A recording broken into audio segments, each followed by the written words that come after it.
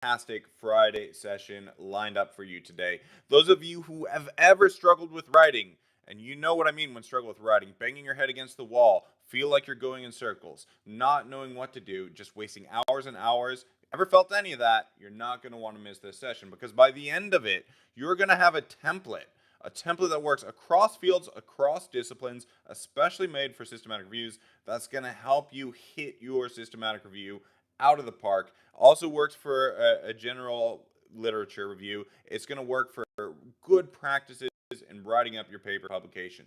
I'm going to give you along the way here some tricks and things you need to do in your writing to really thrive and get the most attention to your work possible, as well as get good feedback from your supervisors. So by the end of this, you're going to have some clarity, direction, and a template that you can take home and use. And just, I want to give a special welcome to our new members here to Fast Track Grad and the community. Fast Track really is about fast tracking your academic career. It's about me taking the secrets that I've shared with my students at Harvard, Oxford, Cambridge, and now Bocconi and Milan, where I'm a full professor, and making them available to you. I want to lift the lid behind those secrets that are normally just passed on in the ivory tower to those select grad students who can sit at the feet of the guru. I want to make this available for everybody across the world. And the reason I want to do that is because I wish I would have had this support as a graduate student. Uh, these are the things that I wish I had known back in the prehistoric period when I was a grad that would really help me thrive. And I had a lot of bumps and challenges along the way. Writing was definitely one of them.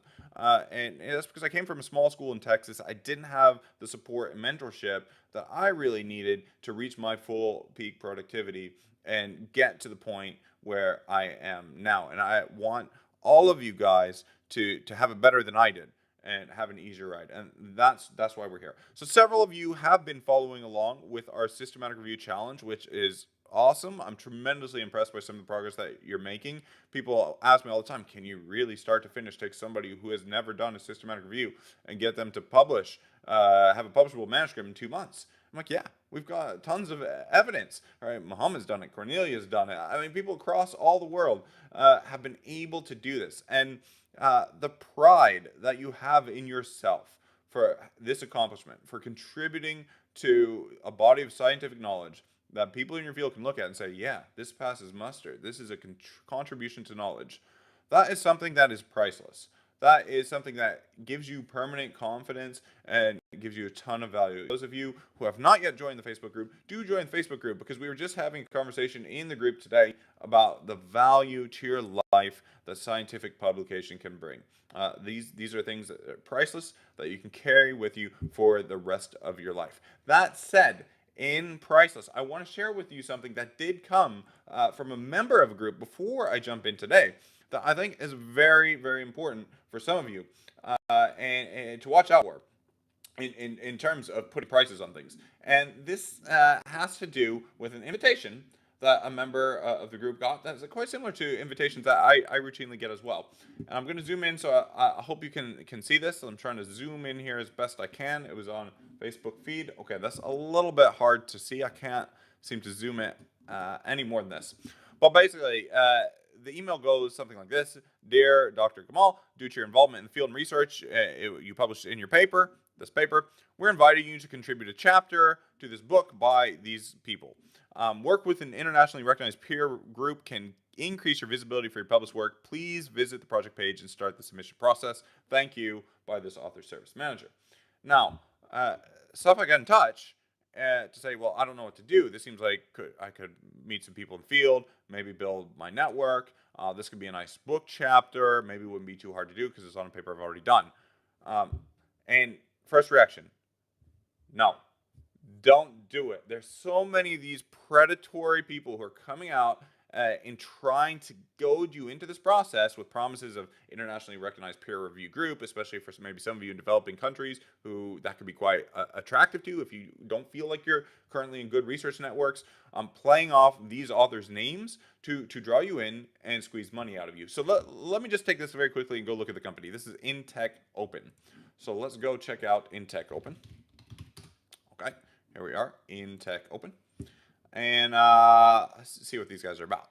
Okay, we're the world-leading publisher of open access books. Okay, let's go see what happens if we publish. There we go, publish a book chapter.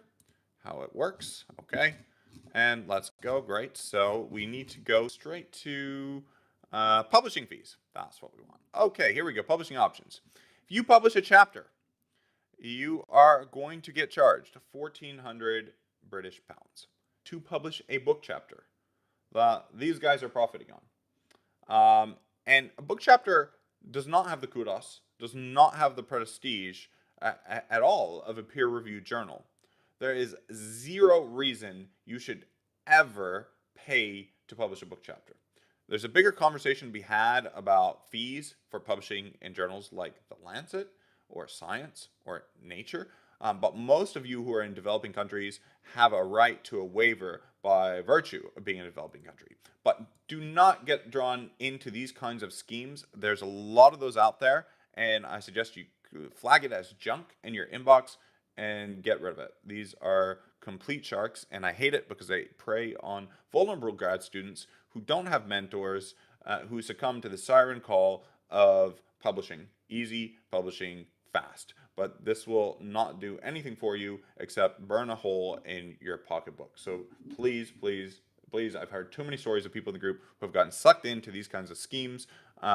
Don't resist the temptation. If you have any doubts about this ever, pop that into the group. Ask us or ask me, and I promise that's what I'm here for. That's what this community is for, to give you that kind of tough feedback that maybe sometimes isn't what you want to hear, but I will always shoot straight with you and give you honest, unfiltered advice that maybe others who have their own interests and are looking out for themselves and not you might not be willing to tell you. So, Safa, big thanks for sharing this with us because again, you're not alone in this, so I hope you're not feeling singled out, but this definitely happens, and a lot of people get pulled to this. So we're going to straight in. Guys, do pop in questions into the group. I love hearing from you. If you like some of the things we're covering, do let us know, and especially if you're on Team Replay, the vast majority of you are watching on the replay because we have students all over the world, and I cannot meet everybody's time zones as we go forward. I'm going to take some of your questions at the end. I see some of you have some questions about publishing. We're going to come to that, and in fact, that's going to be our next installment because after we write up, we're going to do our next session continuing through in our series on publishing. So I'm really, really excited about that and about us joining together here. So I want to turn now to writing your systematic review. So notice how we haven't done anything on writing yet. And that's important. Don't lose sight of that because so many students, as they've gone through the process of systematic review, they've already started to write an introduction here. They put bits and pieces together.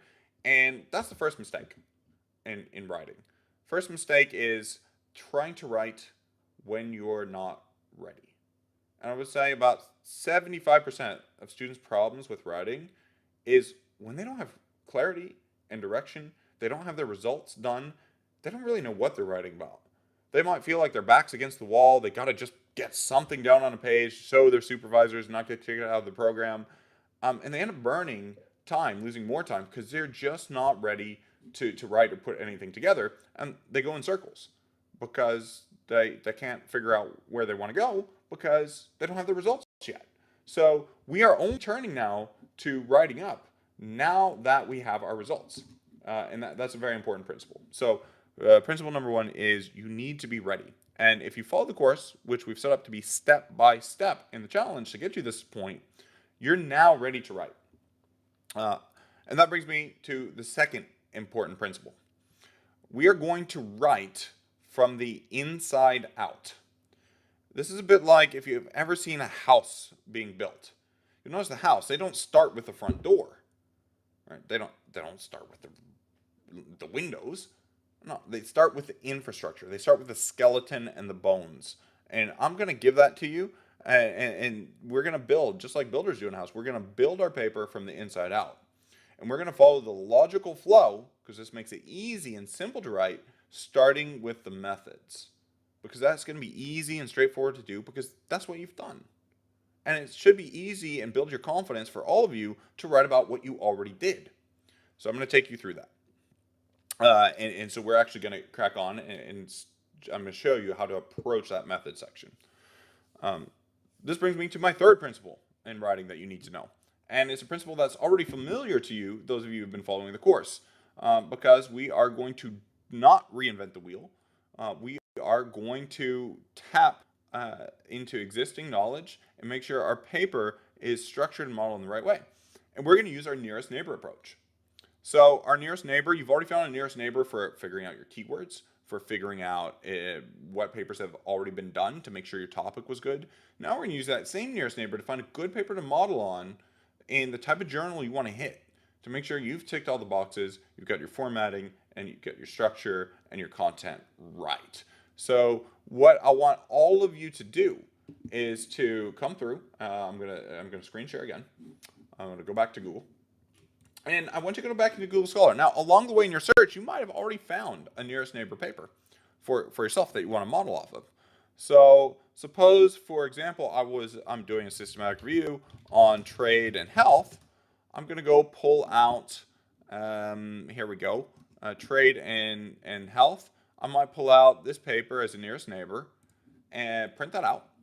And it's going to help me to model how I want my sections to be structured. I'm going to look at this very closely. I'm going to look at the introduction. I'm going to look at the methods and go through it closely.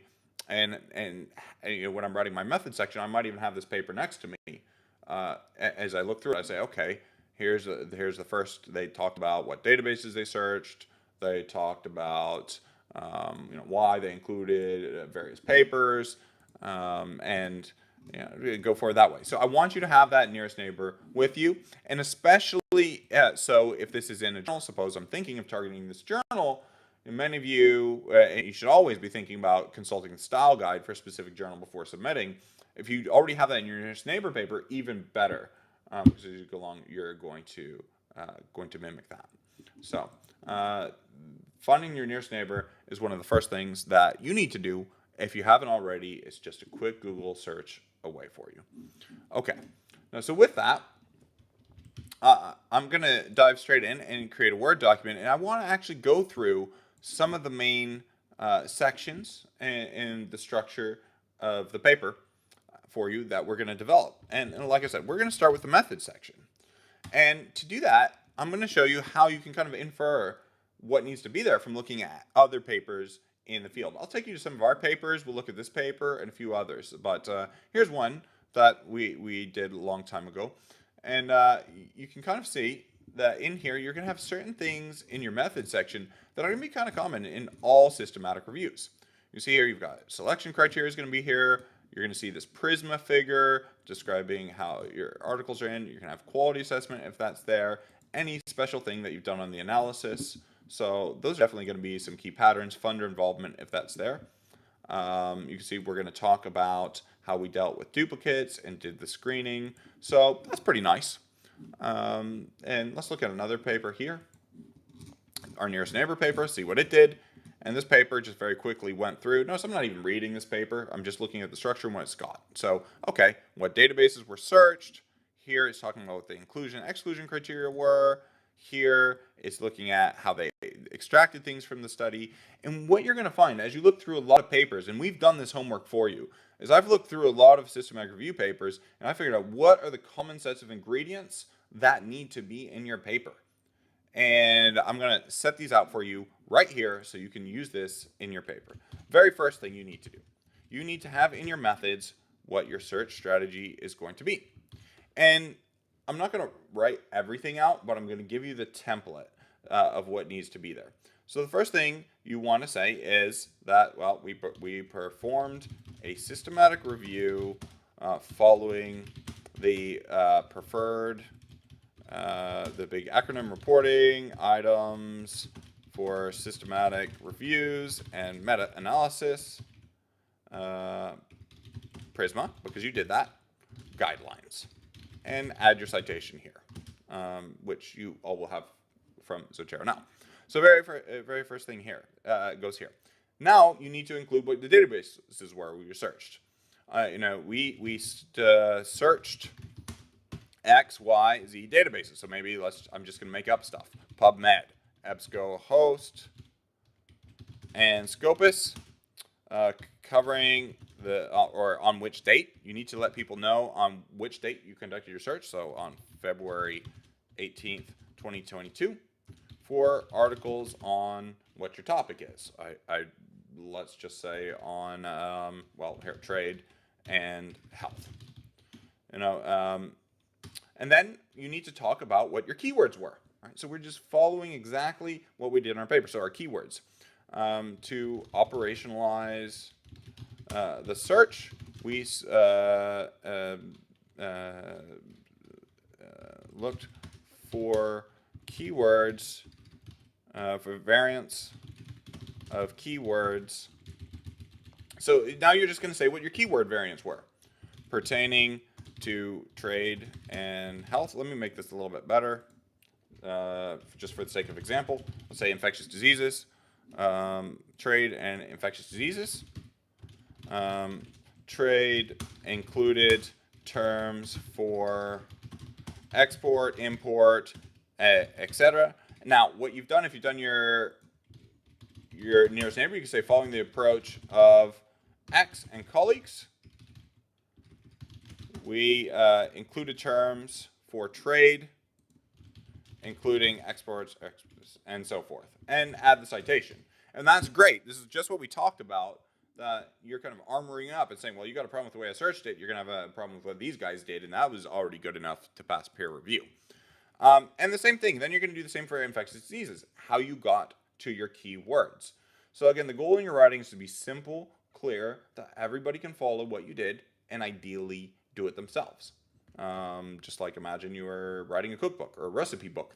That's how simple and straightforward you want to make it. Okay, so you did that.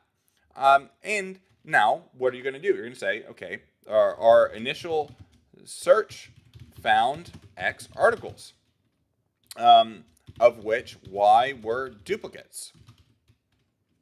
Okay, so let's just make these numbers simple. So this is already in your Prisma diagram. You've already filled up your Prisma diagram. So what I like to do is split the screen and then describe my Prisma diagram as I'm going along. Let's say 100 were articles.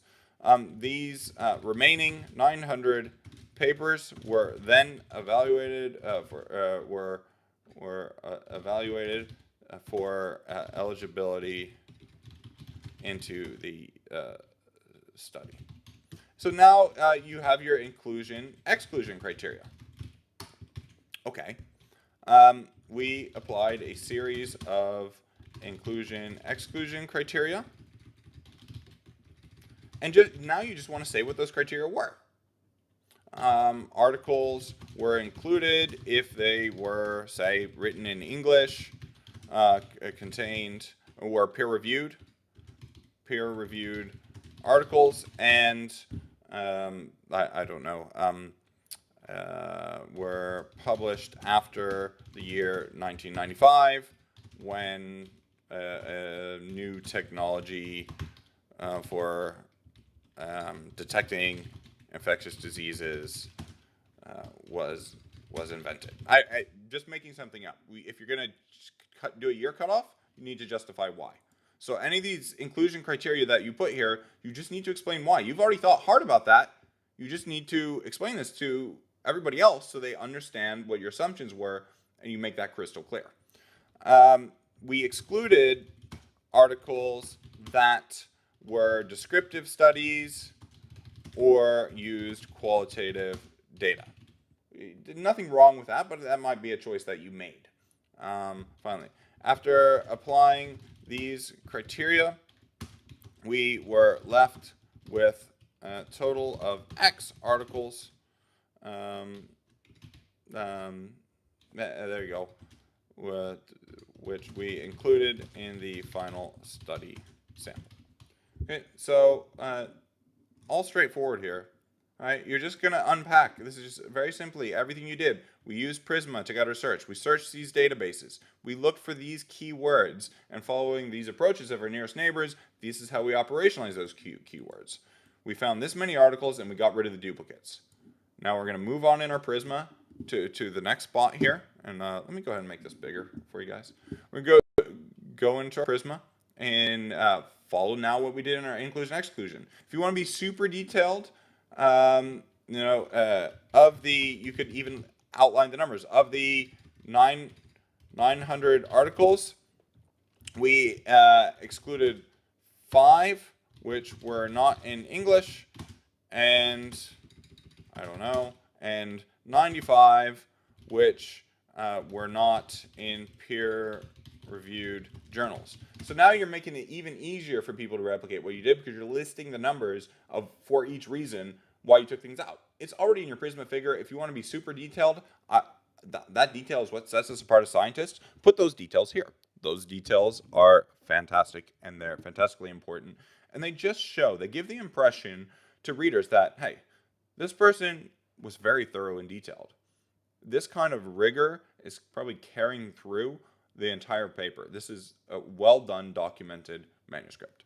So that's what you want. You don't want to give an impression that you did a cursory or half-baked job when you actually did a whole lot of hard work. This is your time to show off that hard work and explain what you did. Now, if you did go through and do a quality assessment, that's the time to say it. If not, you want to now have extraction and data analysis. And again, where am I getting these themes? These themes actually directly follow just the normal flow of what you did. That's what makes our simple writing methods so simple, because all of you who have been following the course should be able to do this and should have plenty to say and not be scratching your head wondering, I'm not really sure what to put here. Oh, I'm stuck. If you're stuck, it's because you haven't actually done this step. And you can just see how people are going to struggle to write if they haven't done the things that they were already supposed to do when it comes time to write. So your extraction data analysis, well, remember we extracted an Excel sheet and created a summary table. So we extracted data from the articles on the study authors, methods employed, main findings, whatever you extracted in your summary table. These were then a thematic analysis was then performed, or whatever you did, however you decided to do it. Some of you guys might, we talked about have a conceptual framework. You just want to drop all that here. So whatever analysis you did, so it needs to come here. Whatever type of analysis, you say that here, or some of you who have a framework that you're running your articles through say, we then took the studies and applied so-and-so's framework to evaluate the articles or categorize them. Or we disaggregated the articles into those in high income and low income countries for further analysis. Whatever you did then to those articles in your analysis, and you will have done some of those things, you want to put here. Great. Perfect. So that's really going to be it for your methods. The last thing you'll have is if you did do a quality assessment. And again, I told you this is optional. I don't need to do that. And if you had funding source. So often this is role of the funding source. This is really only going to apply to health and medicine. It should apply to all fields. Just to say, I'm a big fan of just like Formula One drivers, where I think, right, if you ever see them drive, they have logos of everybody who funds them. I think our politicians should do that. I think our scientists should do that. I just think as a good scientific practice that people can know, hey, have you been bought or paid for this research by anybody? Make that clear. It's just good practice. Good science is not afraid of sunlight. It's not afraid of transparency. So I recommend doing that even if you're not in the medical field. If you had a scholarship, anything, just I want you guys to set the terms and be the next generation of good scientists. So set that out as a good practice. So relevant funding source. So that's it. That's your method section. There is no magic to this in a systematic literature review.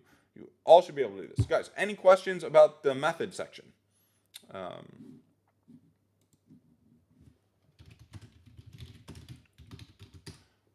If you guys have any questions, do pop those through. I hope this is all clear. Do you feel like you can do this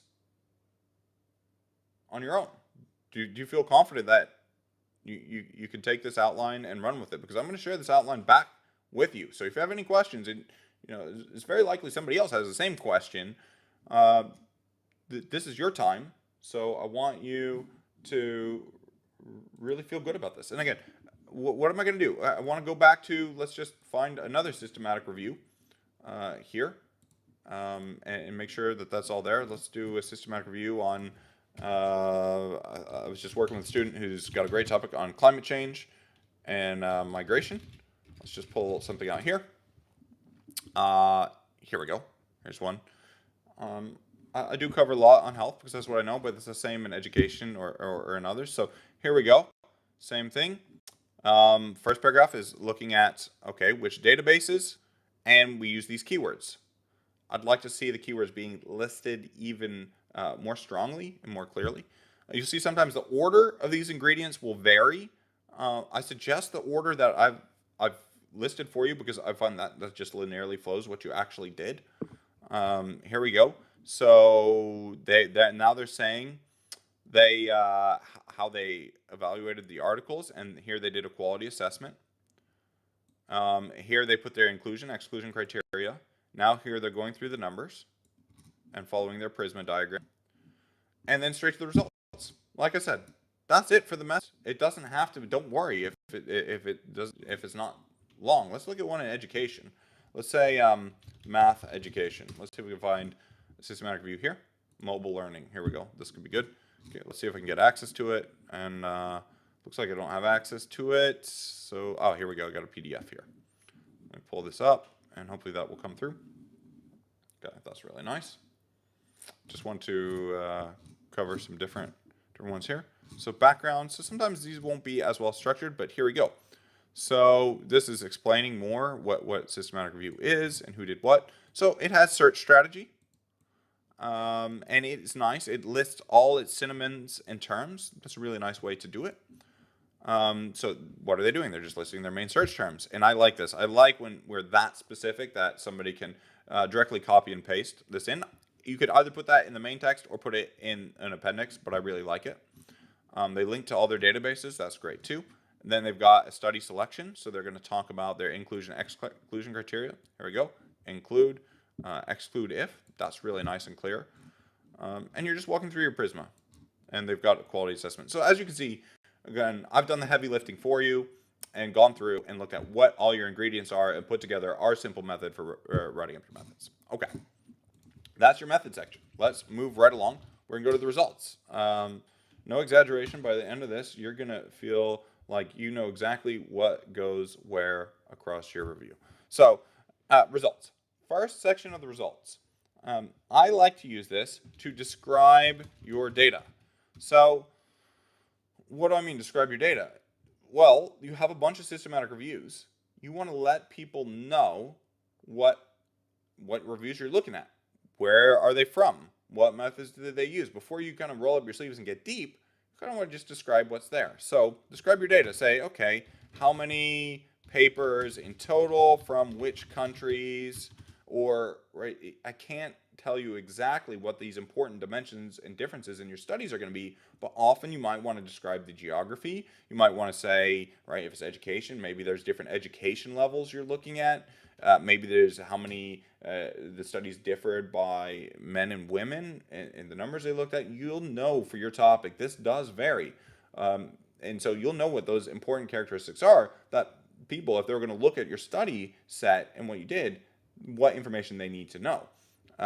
So which countries, study designs, if there are important differences in study designs you looked at, maybe we had 50 papers were quantitative, 10 were qualitative. Just give them this overview so they know what's there, etc. So I like in general when you can begin to quantify a little bit of your results and treat it like data. And so you'll have these numbers. Everything should be easy to line up just from manipulating your summary Excel table like we talked about in our last session. So you're just going to, at the top, describe your data. Now in your results, you want to have structure. And so if you're doing a thematic analysis, you might want to organize by theme 1, theme 2. We talked in our lesson how to find that structure. But now this structure is going to give you a platform for organizing your findings. Now, when describing your findings, it's important to know what level of detail to include here. And sometimes that can be a little bit hard. And this will vary. If you end up in your final sample with 150 articles, there's no way you can go into each and every study. So you might have theme 1, and if theme 1 there are 70 articles relevant here, you can't cover all 70. So what you're going to have to do is begin, especially to use our system called PEER. And PEER is this fantastic acronym. It's sometimes called the hamburger model. And it tells you the structure of a good paragraph. And so PEER, I'm just going to spell this out here. PEER is really helpful in that it tells you how you need to structure things. So you need point, example, or evidence. You need to explain, and you need to repeat. And so each paragraph you have in this theme needs to make a key point that's going to back up with examples and evidence from your studies. It's going to need to explain it and then repeat that or link it to the next paragraph. So for example, on infectious disease, let's say on migration. Okay, out of the, I don't know, 85 studies on climate change, 40 covered migration as a key mechanism for how it could impact on health. These 40 studies had highly mixed patterns. About 3/4 suggested climate change events would trigger migration, and in so doing increase risks. However, another quarter suggested that climate change could reduce migration by increasing barriers to travel, and as a result, perhaps counterintuitively reduce the spread of infectious diseases. I'm just making something up, but what have I done? Here is you're going to give your headline numbers and mixed patterns. I'm going to explain and give evidence about these mixed patterns, and now I'm going to repeat and kind of link to the next. And I might even say something that was a limitation. So again, it's going to be very hard to go into individual studies. If you want to go into individual studies, that comes in as an example at this point. So taking one example, X and colleagues investigated HIV during the desert storms in the Saharan region. They found that when storms worsened, migration rose, and the travel patterns mapped onto HIV spread. So that gives you a little bit of texture to explain your big point. So your meat of your review is going to come in these examples, evidence, and explanation. But you need to make sure these are organized in your paragraph so that each paragraph is making one key point. So the key point in describing here is these studies had highly mixed patterns. If I wanted to make that point more simple, maybe if you find this is getting really long, maybe you have the space, you want to unpack it into two, had highly mixed patterns, about 3/4, although most suggested climate change would worsen health. So turning first to the studies showing adverse effects, we found a total of X studies found risks to HIV, TB, and malaria.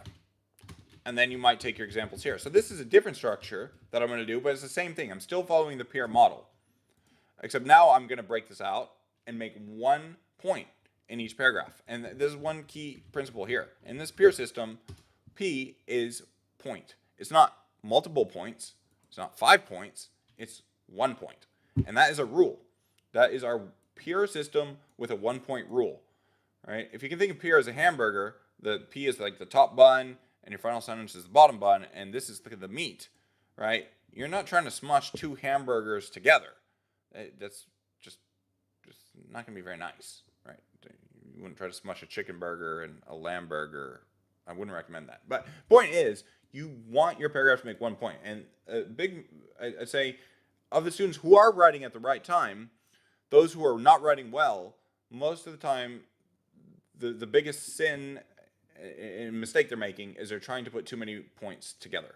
So break it out, and that's what I've shown you how to done. If my big point was mixed patterns and I wanted to unpack that, I would make it very succinctly about the mixed patterns. If I think I need room for my findings to breathe, I'm going to make it into I take one at a time. I'm going to talk about the positive findings, then I'm going to talk about the negative findings. So here I would do here HIV. Now I've got time to another study by X and colleagues found malaria got worse with increased rainfall. I'm just making up stuff in Namibia. Right? Okay. Yet, counterintuitively, a small set of studies suggested climate change could lower migration and in so doing mitigate disease risks. And now you're going to give an example because you've given yourself the space in the paragraph to go through more examples. Right? So the very first thing you need to do is you have probably identified when you did your analysis what are the most important findings that you have, and you need to make sure your themes and subheadings are going to be designed in a way that enable you to make those points. So I might on climate change talk about migration. I might then talk about food security. These might be the important mechanisms. We talk about mechanisms being one way to structure your results. Each of my points then I might have a descriptive paragraphs to say, okay, what do my studies say on this? And then taking each big point about that theme one by one, using the systematic review studies that are included to illustrate it, and continue. One other thing I want to mention here, this is a good place to mention your summary table. Right, and you can just say, Table 2 provides a comprehensive summary of the studies included in the review. And that's always a nice thing to include there. So that's it. Now, after you go through your themes, if you did do a quality assessment, that comes here. You have a separate section. Again, you don't always need this. It's optional. But if you do, I like to put it in a separate section. And that's it. This is what you're going to find. Let's go look at some of our nearest neighbors on this, and you'll see that is exactly what the way these studies are structured. So let's come back to this paper, data synthesis, limitation, research paradigms. Okay, hang on. This paper is a little bit trickily structured. Let's go look at a more structured paper. Okay, here we go. Discussion. So they came up with a pattern. They did the international study. So they did their pattern for organizing studies by the type of study. And so what did they do? 5 studies investigated these relationships. All suggested beneficial. And they're going into quality assessment here. That they were medium quality. So they're really focusing on the methods. Let's see here. Okay. So that here, selected panel analyses. So okay, so they've woven their quality assessment into each subsection. Personally, I don't like that structure, but you could do that. But I think it's easier to put the quality assessment together. What you'll see, though, that they're doing is they're giving a few examples. Now, it looks like they had 3 analyses, so they were able to talk about all 3. And they talk about all 3 here. If you have a few number of studies in a theme, right, obviously there's a trade-off.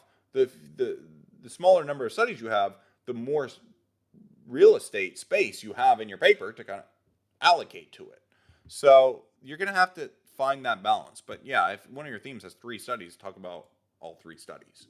Again, you want to make it as easy for your readers to understand what the systematic review is saying about your field, about your area of interest. So that's really key. Let's go look at another one of our papers here.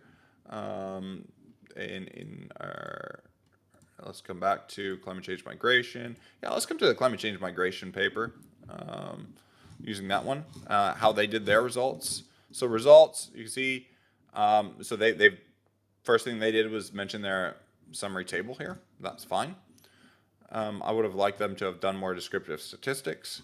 And I don't like this results section because there's no subheadings. Theirs is a little bit thin.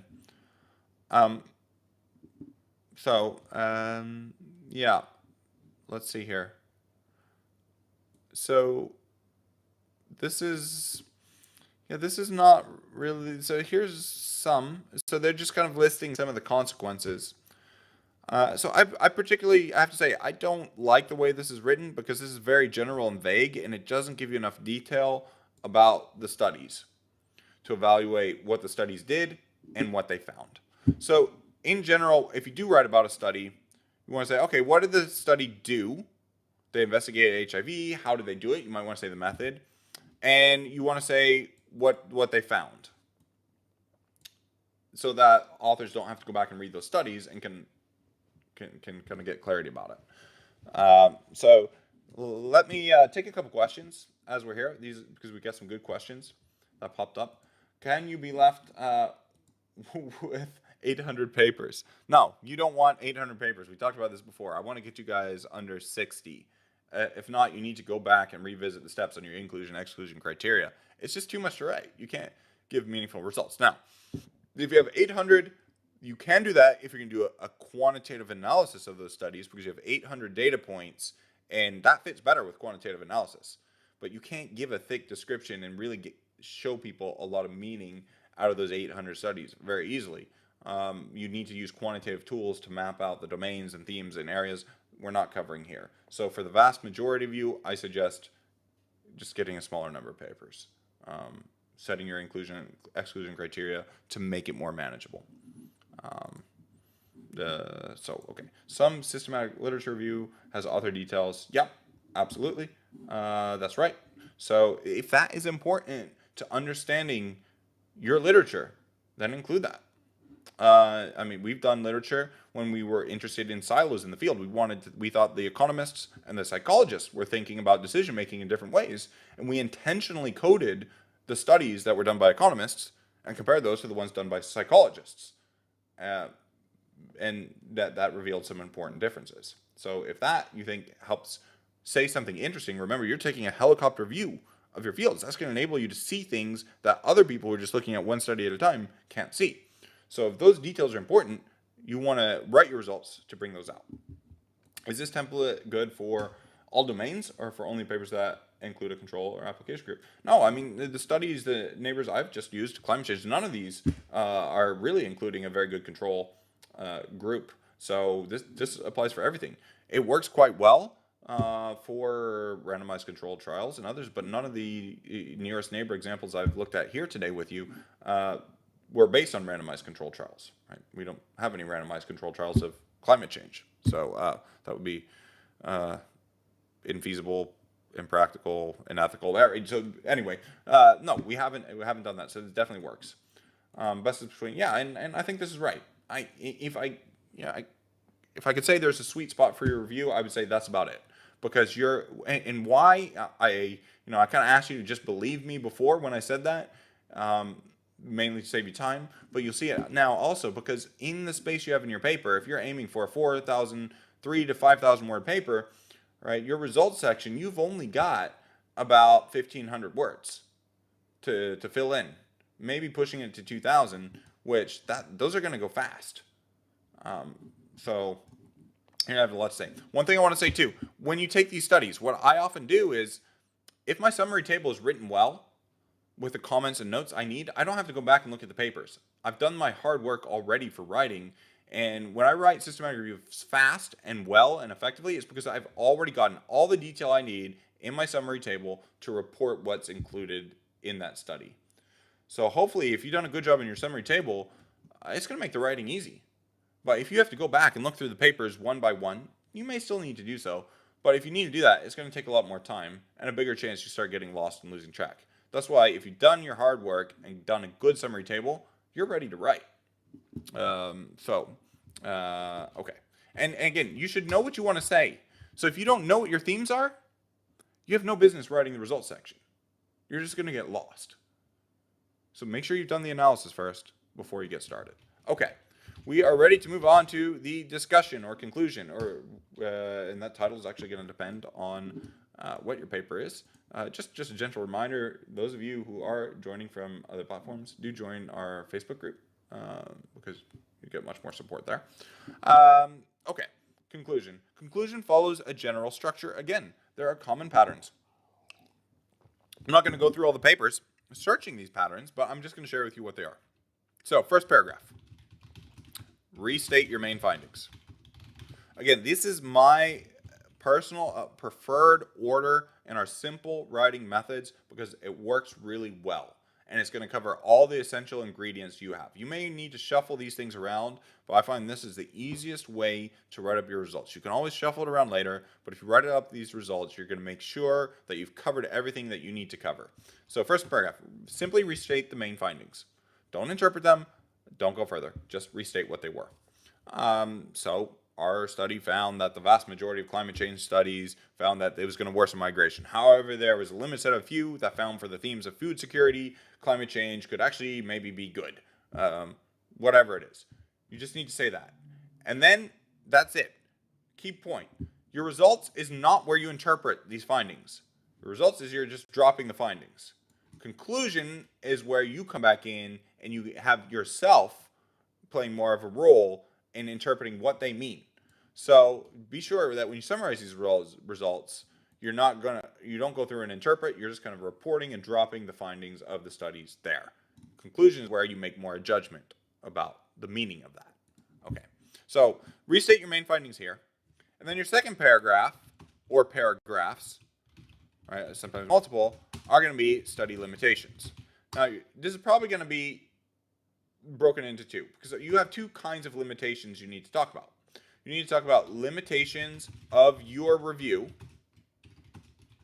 right? So we only looked at articles in English. This could have missed some countries. We didn't look at certain databases that could have been others. We had very few studies that met our inclusion criteria. Whatever it is, those limitations of your review, you need to say. And I like numbering these. So first, this was a limitation. Second, this was a limitation. Then limitations of the articles themselves, right? So what could this be? That could be very few quantitative studies. Most used weak designs. Or maybe none looked at the outcome in the best way. Right? I'm just making something up here. But there's going to be a set of weaknesses in those articles. This could come out of the quality assessment. This could also just come from you having analyzed the articles. That maybe they used highly varying methods. Oh, one other thing, in limitation of review, you probably want to comment that why you didn't do meta-analysis, which was probably because the studies were highly varied and could not be directly quantitatively compared.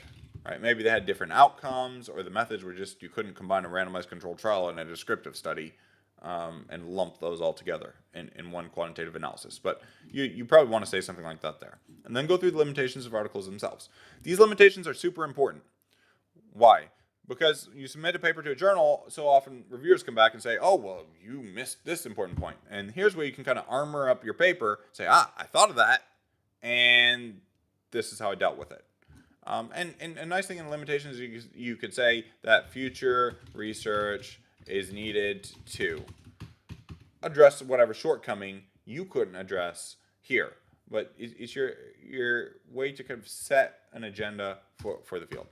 Okay, the next kind of third, it's not really a paragraph, but the third part, I like to have coherence with existing studies.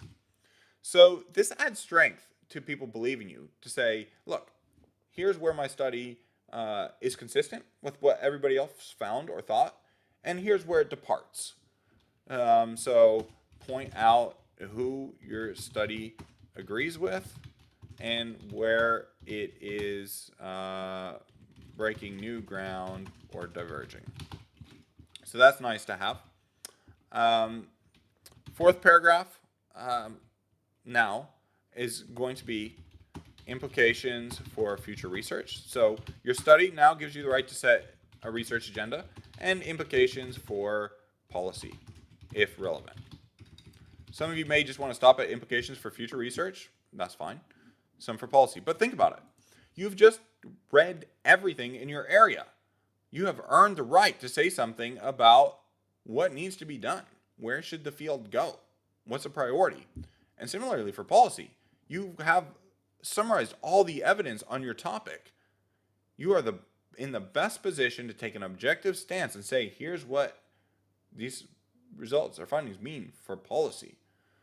So say that. And again, this is just matter of fact to the point. I like going first, second, third, numbering, because that makes it easy to write.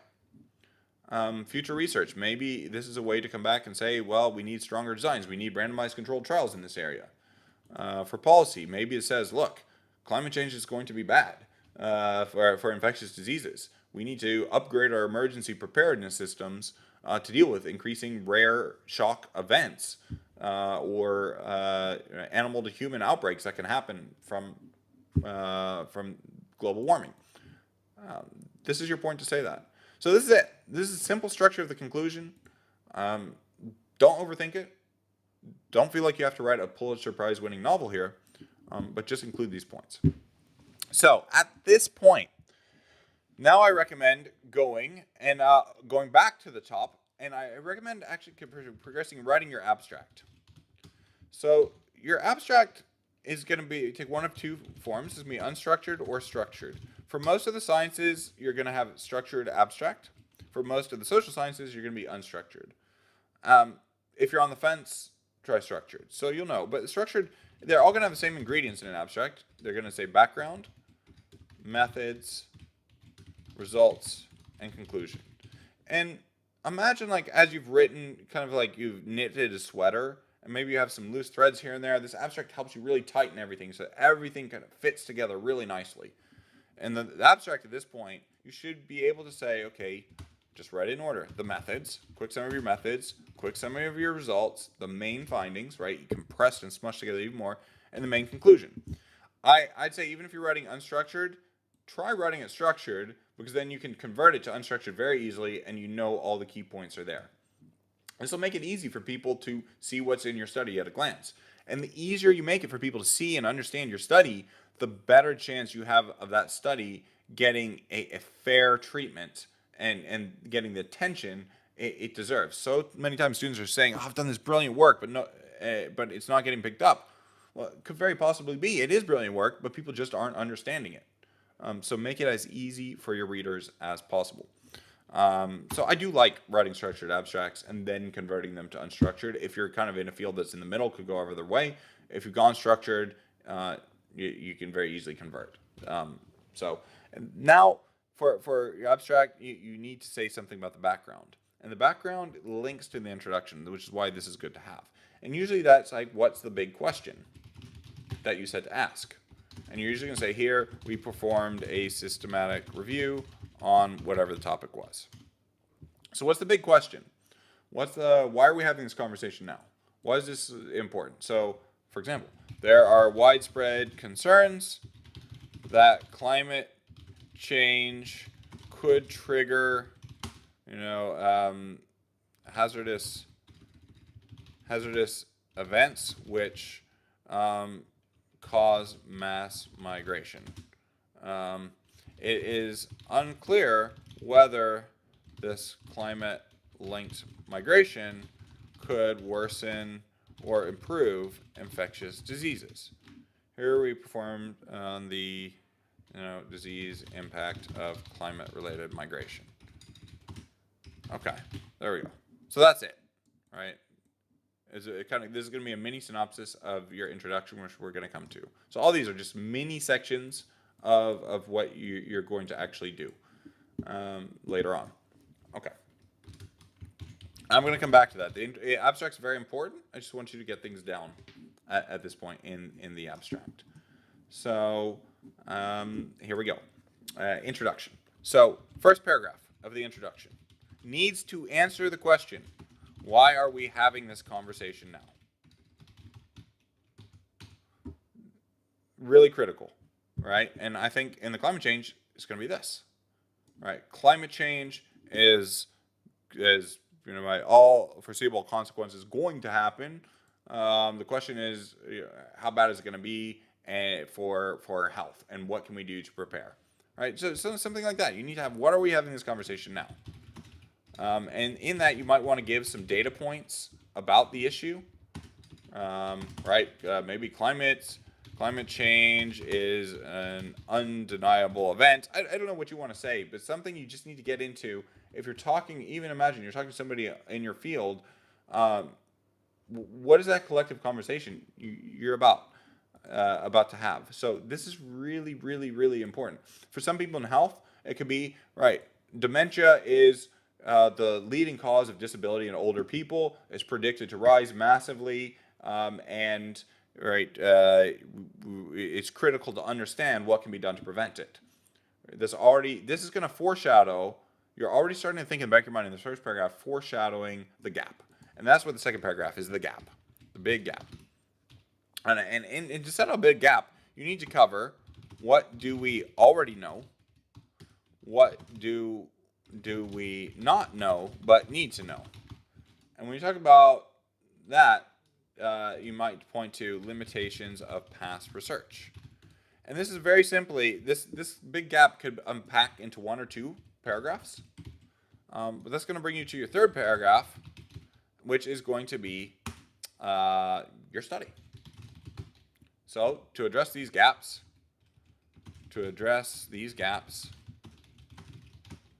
we performed a systematic review on X.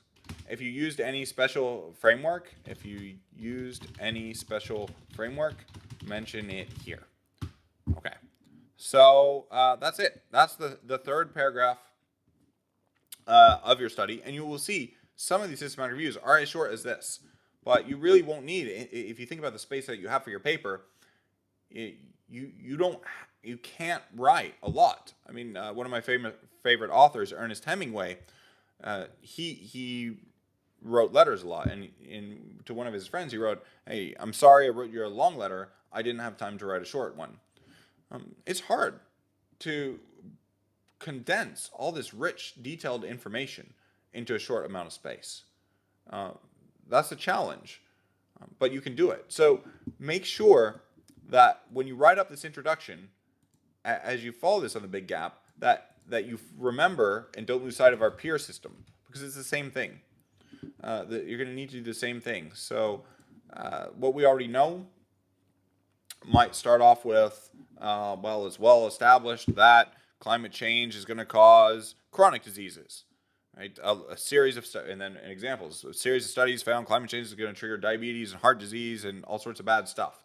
However, there's been limited studies done on the impact on infectious diseases, and fewer still have looked at the role of migration or food security or whatever it is as a key factor. So you need to get to the limitations. Or maybe you want to say your big gap is, a lot of studies have speculated that something bad could be happening, but the research is full of very highly mixed findings that seem to differ by countries, regions, sex, whatever it is. So here, to synthesize this information, we perform systematic review. You just need to get to what the big gap is in your field that you're trying to fill. And again, this comes straight from when you've identified a winning topic. It's going to be easy to write. Why are we having this conversation now? If you've identified your space in your field with our forecasting method, going back to our topic, you're going to know what the big gap is. And I like writing this last because you're going to have more mature reflections on your field. You're going to be able to speak with more maturity in your introduction now compared to where you were just starting. Now that you're at this point on your journey, you're going to have that maturity in your field to understand the conversations you research, especially for the introduction. Look at your nearest neighbor paper. That's really, really key. And you may need to use it nearest neighbor to help you justify what the limitations of the past research were. So guys, in just an hour, less than an hour, we have created a template that you can use for any paper you're going to use here. This conclusion structure, whatever paper you use, is going to need these ingredients. Your methods and results, they're going to follow the same kind of platform. You want to make sure you use our peer system. That applies to any writing at all in science needs that kind of clarity. You don't want to smush multiple hamburgers together. You want one hamburger. You need to follow our 1-point rule. I recommend you follow this order. Do not start writing until you're ready. Save yourself headache and frustration. Finish the analysis so you know what you need to say. Writing up the methods then will be simple, straightforward. Writing up the results will be simple and straightforward. And writing up the conclusion, simple, straightforward. Okay, we've got a very short segment of time here for any questions. Thanks to all of you for following along, because I know we covered a lot of ground fast. Do we at times restate the initial research questions? Yeah, you're going to do that in the third paragraph of your introduction. And you might want to come back in your conclusion when you restate the main findings. When you restate the main findings, you want to really restate the things that address your main research question right up front. Right, those are your main findings. So absolutely, you probably want your main research question at the bottom of your introduction and at the top of your conclusion. If we do a meta-analysis, how long can we extend the time in developing? Look, again, for most of you, unless you have serious quantitative training already, I don't recommend a meta-analysis to do it well. Because you need to have mastered some principles of quantitative training to really dig into this. So that's why I'm steering you guys away from that. Not ruling it out that you can't do it. It's not like I can say how much time, right? Students can fly through systematic literature reviews, flying these steps, getting them done as little as 2 months. So on some level, it's how much time you put in is going to shape, how quickly you can move along. I like this one. Don't overthink. Good advice. Yeah, don't run yourself into a circle and overthink things. Follow this template, this structure. I'm going to share this Word document in the group. I'm going to leave it in the order, that inside out writing order that I've created here, so that you follow that flow and rearrange it later. But if you follow these steps, as you're going to get fantastic results, just like so many of our students have. And listen, I wanted to share with you guys just very, very quickly. This course, I'm really proud of all of you for participating in this course. I just want to share with you, if you found this course valuable, everything that I can offer to you inside the group is 100% free and valuable. Some students who do want to go further, we do have some more advanced courses that are really step by step, that program in guidance along the way. So when you're defining your topic, we actually have topic worksheets that come straight to us so that you can get more structured feedback and guidance. We use a combination of, learning the theory and the approach of what you need to do each week, along with live demonstrations to where you can see students actually doing them live. So you can learn from others. And again, with these worksheets to make sure you're on track before going to the next step, along with troubleshooting most common errors. If any of you guys are interested in that and working together with us in a more structured way, or learning more of our writing training that some of you would get great value out of in our foundations course, right? We have training some of you have seen because we share these with you. Let me know if you could be interested in any of these. Again, I run on a nonprofit basis, so I just try to get everything to break even. And everything's valuable in the Facebook group. Some students, if you do want to work in a more structured, advanced way, we have a guarantee to where we work with you until you get your paper published. No questions asked. So I don't know anybody who can offer that kind of guarantee, but that's how confident we are in our technique. So if any of you are interested in that, some shameless self-advertising, do get in touch and we can see if you could potentially be a good fit. All right, really looking forward to hearing from you about your progress. It's really motivating to share that progress in the group and community. I think some of you guys lose sight that this is a space where it's okay to brag about your successes. And I want us to collectively celebrate those wins you're having as you get along these steps in the community, because that motivates other people who may be struggling and can also point to them and say, hey, Lynn could do this. I can do that too. Or you can turn to Lynn. Hey, Lynn, you just finished your results section. How'd you do it so fast? And share with each other tips. That's going to really help us tap the power of community here. So fantastic to see all of you guys. Yeah, and 100% we, again, because we are a nonprofit in education, we just trying to break even. So discount rates to developing countries. We have lots of different ways to make things affordable. So do reach out to myself or the assistants who work in the community. We're here to help you thrive and reach your full peak potential. All right, everybody, I hope you have a fantastic weekend. I will look forward to seeing you all next week, and many of us, we're going to be in touch in the DMs. Take good care, everybody. Bye for now.